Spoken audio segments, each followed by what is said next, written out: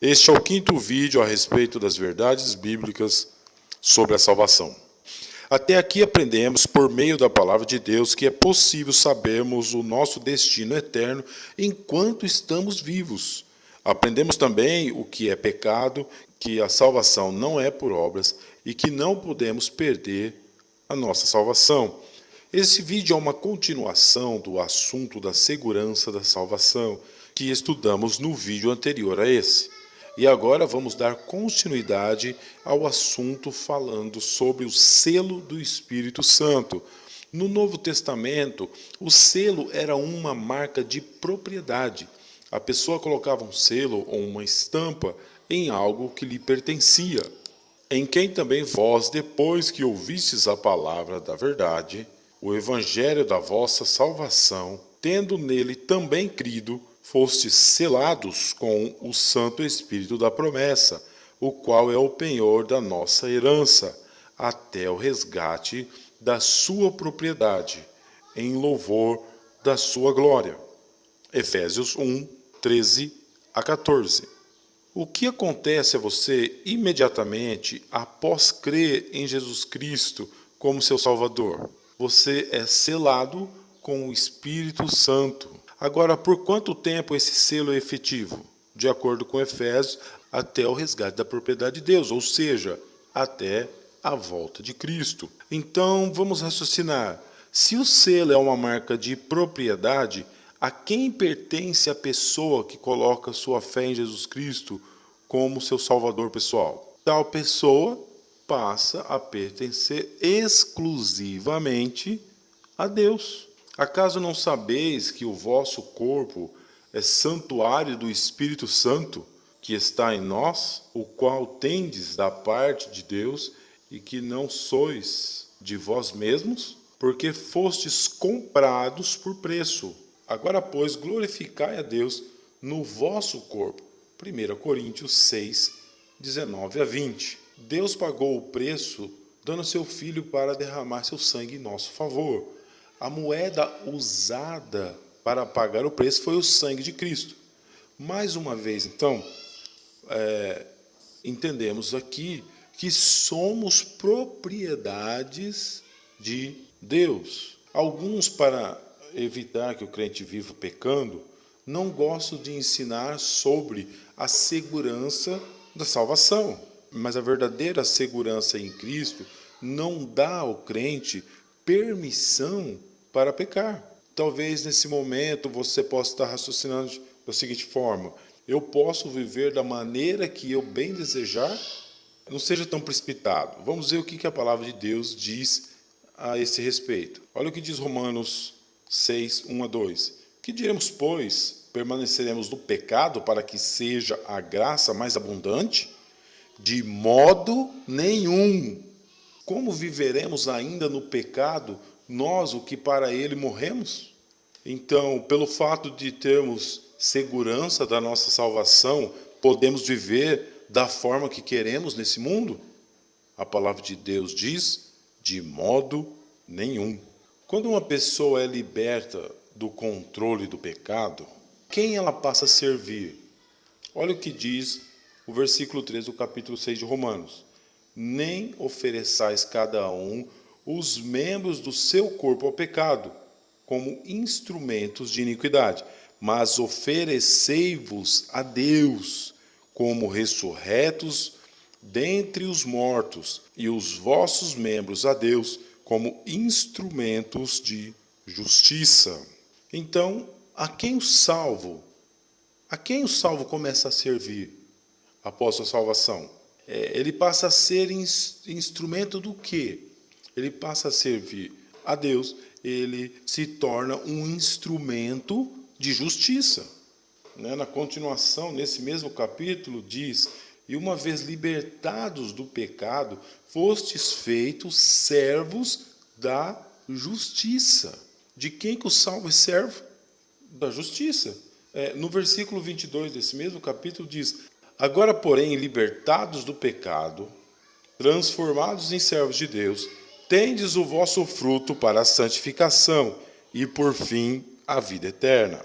De quem o salvo se torna servo? De Deus. Em Hebreus 12:6 diz: porque o Senhor corrige a quem ama e açoita a todo filho a quem recebe. O que vai acontecer com um crente que se desvia dos padrões da palavra de Deus? Ele vai ser corrigido pelo Senhor. A quem que o Senhor corrige? Olha o que diz o versículo. Ele corrige a quem ama e a todo filho a quem recebe. Por um outro lado, em Hebreus 12, versículo 8, diz: mas se estáis sem correção, de que todos se têm tornado participantes, logo sois bastardos e não filhos. Se você viver da forma que você quer viver, ou seja, de uma forma pecaminosa, fora dos padrões de Deus, o que vai acontecer?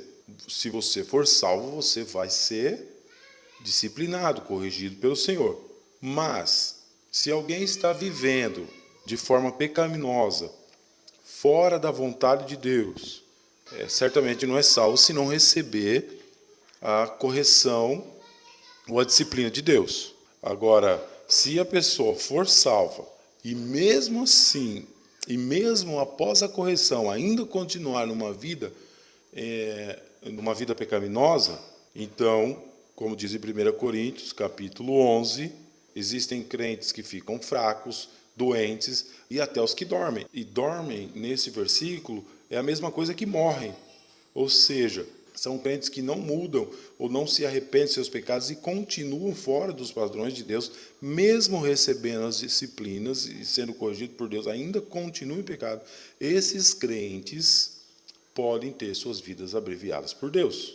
Então, em lugar nenhum na palavra de Deus, temos margem para viver pecando.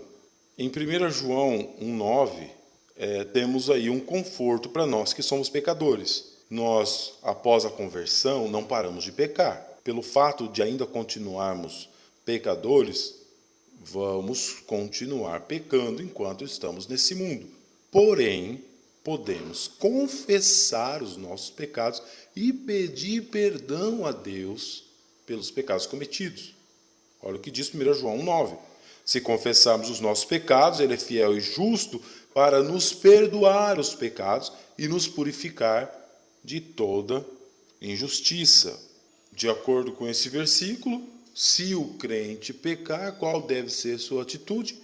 Confessar seus pecados a Deus e pedir perdão a Ele por seus pecados. O crente não deve tentar encobrir suas transgressões. Provérbios 28:13 diz: o que encobre as suas transgressões jamais prosperará, mas o que as confessa e deixa alcançará misericórdia. Uma vez que você é salvo pela fé, sem obras, Deus não apenas o guarda, mas também o guia. E se desviar e realmente for salvo, não perderá a sua salvação. Como vimos no vídeo anterior, ela é eterna. Não é possível perder algo que é eterno. A vida eterna é o maior presente que alguém possa receber. Você tem certeza se já recebeu esse presente? A única maneira de receber é confiar somente na morte e ressurreição de Jesus Cristo. Então invoque, ou seja, peça a Deus perdão pelos seus pecados e para que Jesus seja o Salvador e Senhor da sua vida. Lembre-se de que a oração não salva. O que salva é quando você coloca a sua fé na morte e ressurreição de Jesus Cristo.